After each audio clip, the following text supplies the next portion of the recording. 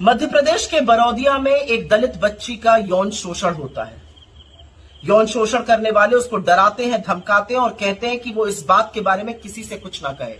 थोड़ी बहुत हिम्मत जुटाकर वो अपने परिवार को इस बात के बारे में बताती है और बड़ी मुश्किल से एफआईआर होती है।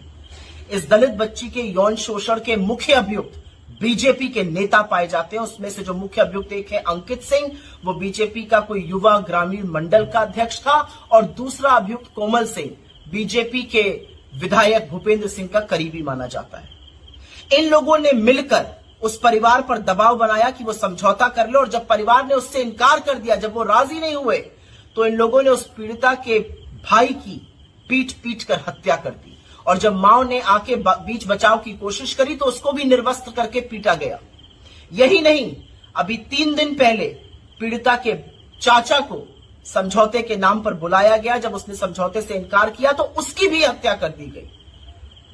पर हैवानियत यहां पे खत्म नहीं होती है, हैवानियत तो यहां से शुरू होती है। क्योंकि वो दलित बेटी जब अपने चाचा की लाश को पोस्टमार्टम से लेकर एम्बुलेंस में गांव जा रही थी, तो एम्बुलेंस से गिर जाने पर उस दलित पीड़िता की भी मौत हो जाती है।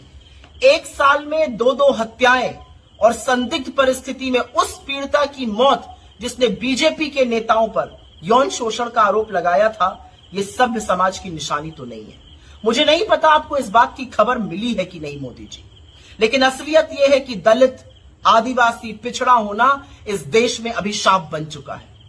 असलियत तो यह है कि समझ में नहीं आता कि इन दरिंदों को क्यों लगता है कि वो इस देश की आधी आबादी के खिलाफ, खास तौर से दलित बेटियों के खिलाफ ये सब कर सकते हैं। उनको कहां से ये बेखौफ रवैया आता है? उनको लगता है कि आप हर बार की तरह संरक्षण आरोपी को देंगे और बेटी के खिलाफ खड़े होंगे, इसलिए वो ऐसा करते हैं।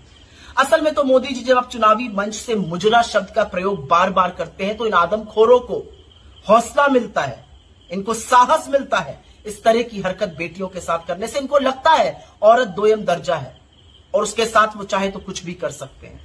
आपसे कोई भी आशा करना बेईमानी है, क्योंकि आप हर बार की तरह इस बार भी आरोपियों के साथ ही खड़े होइएगा। मीडिया में हर बार की तरह सुई टपक सन्नाटा है। महिला मंत्री खामोश रहेंगे, महिला आयोग आंखों पे पट्टी बांध लेगा, लेकिन असलियत यह है कि इस देश में एक दलित बेटी के साथ इतनी बड़ी घटना होती है, हत्याएं होती हैं।